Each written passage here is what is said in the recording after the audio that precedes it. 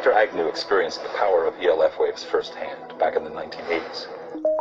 He was hired by an energy company to locate oil and gas using the same kind of ELF waves at much lower frequencies to carry out his search. It's a process called Earth tomography. But during one particular incident, Dr. Agnew believes his use of HAARP-like ELF waves accidentally triggered an earthquake.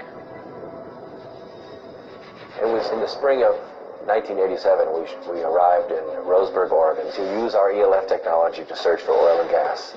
Setting up that day, we had a little bit different results than we expected because the instant that we energized it, there was between a 4 and 4.5 on the Richter scale earthquake that occurred. We were so amazed about what seemed to be cause and effect. We get to an area that has a high propensity for earthquakes in an area known as the megathrust of the Pacific Northwest. We turn it on and an earthquake occurs.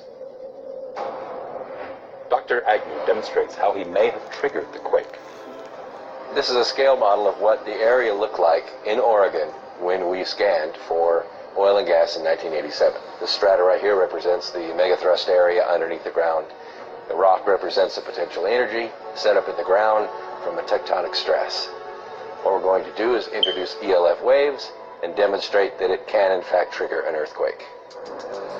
In this case, Dr. Agnew is using a stereo speaker to produce the ELF waves needed for his demonstration. ELF waves, extremely low frequency waves, are just like a subwoofer. In your car, you can actually feel the vibrations through your body. ELF waves are the same way. They vibrate the earth, and at right resonant frequencies, they can have devastating effects. When the speaker is activated, ELF waves begin to emit. Tiny vibrations in the sand are detected. Then a few seconds later, the rock representing a fault line shifts. As you can see, in a very few seconds, the resonant frequency built up in our model released the potential energy in the rock. That concussion, on a real scale, would have been felt for 100 miles. These conditions are already set up in the ground. All it takes is the activation energy to make the release happen. This is a small scale, and we're only using 30 watts in this scale. When HAARP's broadcast array in Gakona, Alaska sends pulses of ELF waves into the ionosphere, the waves get reflected back down and pass through the Earth and ocean.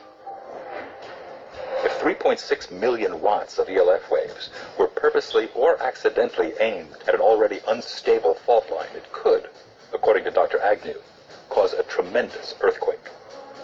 Looking at just simple instability, what does it take to create an avalanche? A guy walking across an unstable ice field. What does it take to trigger an earthquake?